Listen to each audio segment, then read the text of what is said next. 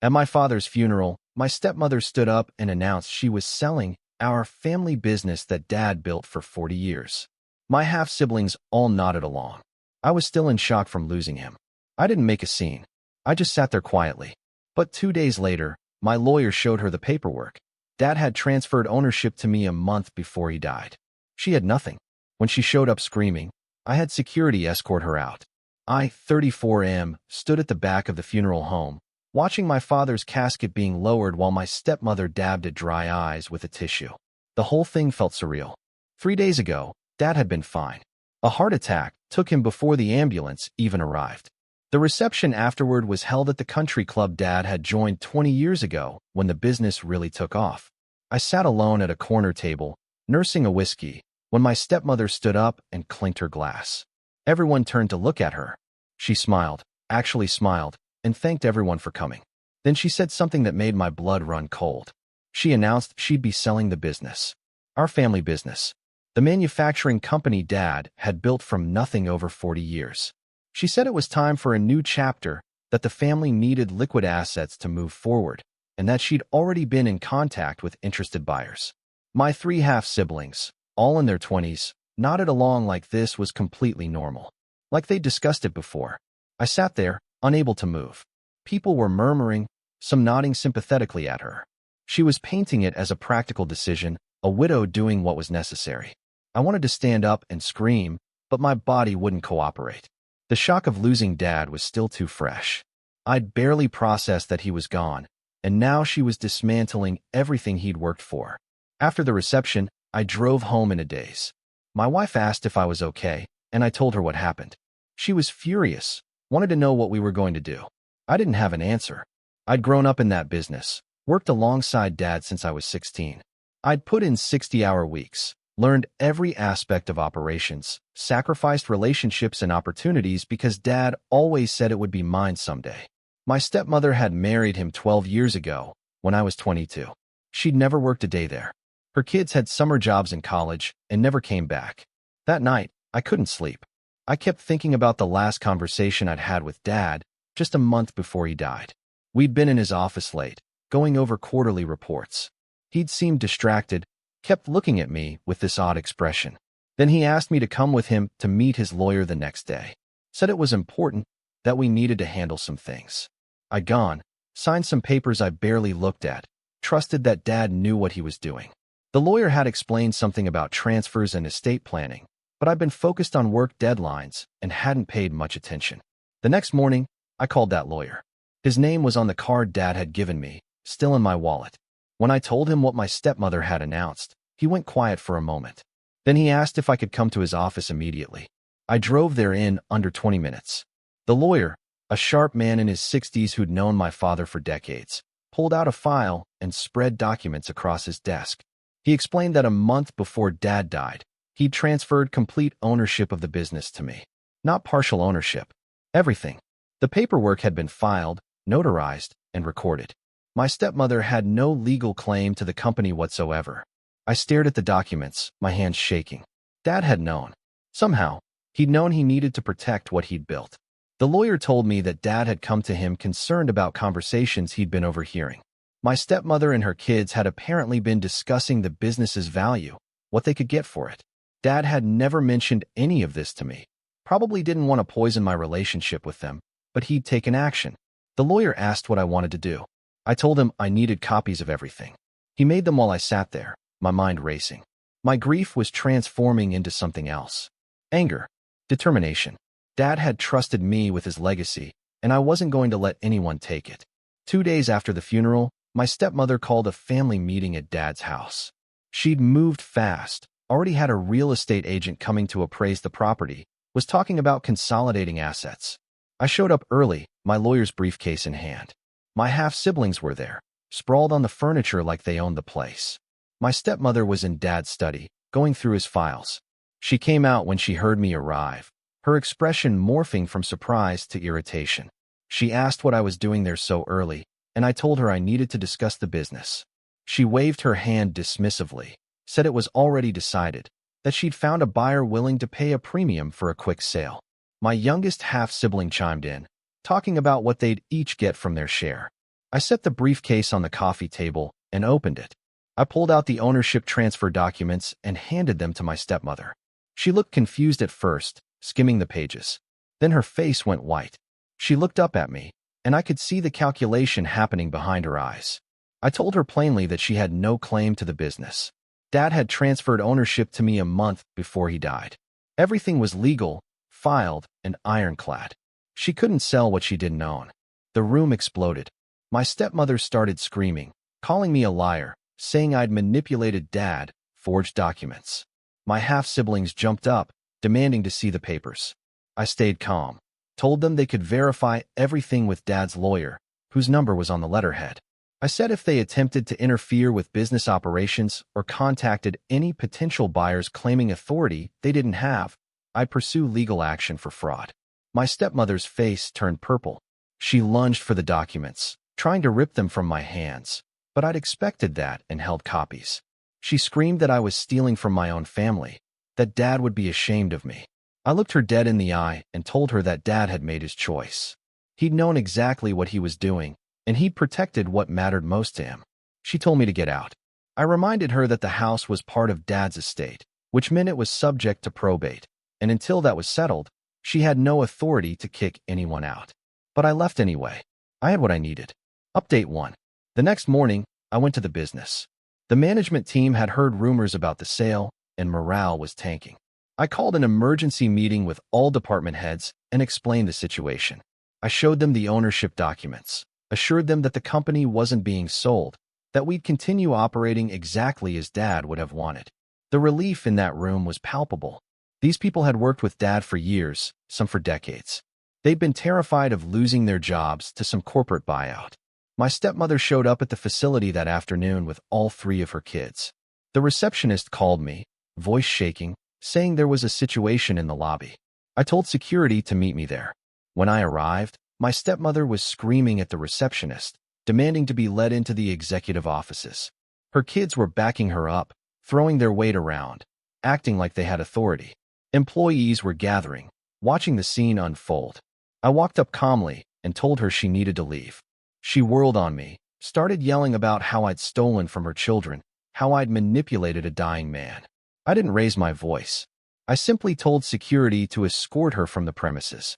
When my half-siblings tried to intervene, I told them they were trespassing on private property, and if they didn't leave immediately, I'd call the police.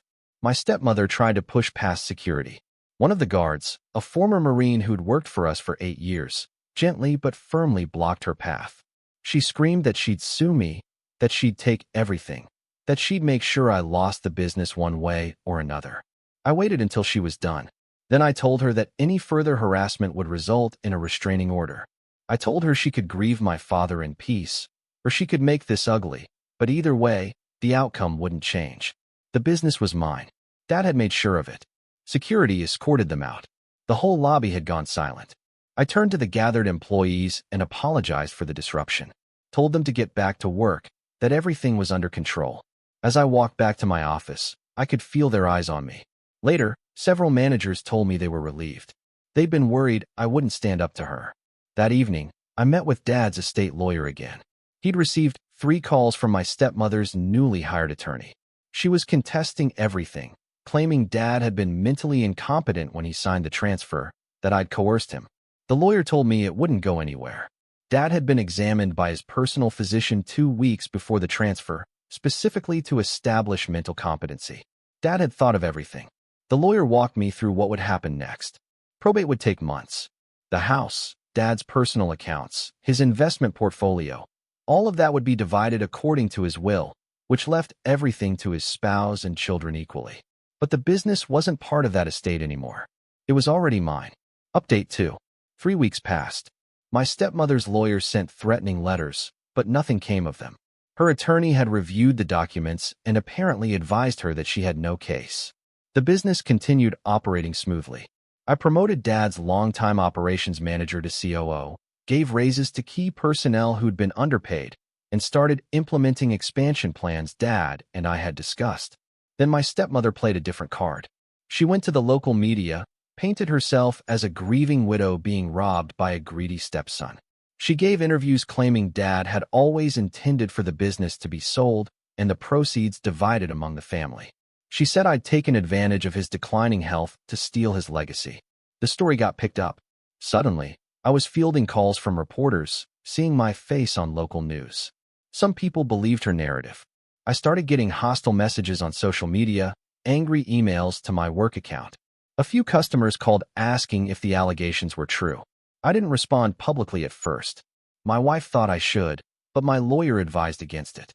He said engaging would only fuel the fire, that the truth would come out through legal channels. But watching my reputation get shredded was torture. I'd done nothing wrong. I'd honored my father's wishes. And now I was being painted as a villain. Then one of Dad's oldest friends, a man who'd been his business partner in the early days before selling his share to retire, called me. He'd seen the news coverage. He was furious. He told me he wanted to set the record straight. He reached out to the same reporters who'd interviewed my stepmother. He told them the truth about her marriage to Dad, how she'd always been interested in his money, how Dad had confided in him about overhearing her plans to sell the business. He corroborated everything, explained that Dad had been protecting his life's work from people who saw it only as a payday. Other people came forward too. Employees who'd worked with Dad for years, industry colleagues, family friends. They all told the same story. Dad had built that company with his own hands. I'd worked beside him for 18 years, and my stepmother had never been part of it. The narrative started shifting. My stepmother's media strategy backfired. Now she looked like the opportunist she was. The hostile messages stopped. Some customers called back to apologize. A few even said they'd be increasing their orders specifically to support me. But the damage to my relationship with my half-siblings was permanent. They believed their mother without question, never reached out to hear my side. The youngest one left a voicemail calling me a thief and saying they never wanted to see me again. It hurt more than I expected. We'd never been close, but they were still family. Or I thought they were. Update 3. For months after Dad's funeral, the probate process concluded. As expected, the house and remaining assets were divided. My stepmother got the largest share as the surviving spouse, and the rest was split among all 4 children. My portion wasn't insignificant, but I didn't care about the money. I had what mattered. My stepmother moved out of state shortly after. She'd bought a condo in Florida with her share of the estate, took her kids with her. I heard through mutual acquaintances that she'd told people she couldn't stand to be in the same town as me, that I destroyed her family. The irony wasn't lost on me. She'd tried to destroy what my father built, and when that failed, she played the victim. The business thrived. Without the uncertainty hanging over us, we landed 3 major contracts. I hired the son of one of our longtime employees, a recent engineering graduate who reminded me of myself at that age. The kid was hungry, dedicated, willing to learn. Dad would have liked him. Sometimes I still walked through the facility late at night when everyone had gone home. I'd stand in Dad's old office, which I'd kept exactly as he left it, and imagine him there. I'd think about that last month, those conversations we'd had about the future. He must have known something was wrong with his heart, must have felt it. Instead of telling me, he'd spent his remaining time protecting everything we'd built together. I found a letter in his desk about 6 months after he died. It was addressed to me, sealed in an envelope with my name on it. I don't know how I'd missed it before. My hands shook as I opened it. Dad's handwriting was neat, precise, just like everything else about him. He wrote that he was proud of me, that I'd become the kind of man he'd always hoped I would be. He said he knew I'd take care of the business, that I'd preserve what he'd built and make it even better. He apologized for not being able to say goodbye properly, for leaving me to handle things alone. But he said he trusted me completely, and that was enough. The letter ended with a simple instruction: don't let anyone tell you that protecting your legacy is wrong. I built this for you. Make me proud. I kept that letter in my desk drawer. On hard days, when decisions weighed heavy or when I missed him so much it physically hurt, I'd take it out and read it again. My stepmother tried to make one final play about a year after Dad died. Her lawyer sent a demand letter claiming she was entitled to compensation for sweat equity she'd contributed to the business during her marriage. It was desperate, baseless, and her own attorney must have known it wouldn't go anywhere. My lawyer responded with a detailed breakdown of her complete lack of involvement in business operations, backed by testimony from dozens of employees. We never heard from her again. Last I heard, she'd remarried some retired investment banker she'd met in Florida. My half-siblings stayed distant. None of them reached out, not even on holidays. I try not to let it bother me, but late at night, I sometimes wondered if I could have handled things differently, if there was some way to have preserved both Dad's legacy and those family connections. But then I'd think about what would have happened if I hadn't fought. The business would have been sold, dismantled, absorbed into some corporate conglomerate. Hundreds of employees would have lost their jobs.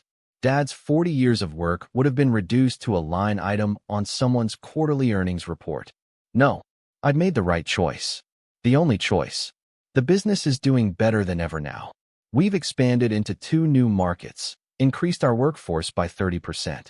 I established a scholarship fund in Dad's name for children of employees pursuing engineering degrees. Every year, we give out 5 full-ride scholarships. It's the kind of thing Dad would have done if he'd had the chance. I still think about that day at the funeral, my stepmother standing up with that smug smile, announcing she was selling everything Dad had worked for. I think about sitting there in shock, unable to speak, unable to process what was happening. If I could go back, I'd tell myself that the grief would fade, but the choices I made in that moment would define everything that came after. Dad protected me before he died. I honored that protection by fighting for what he'd built. And in the end, that's all that matters. Thank you for watching. If you enjoyed this story, please hit that subscribe button. Don't forget to give it a thumbs up and share it with friends or family who might enjoy it too.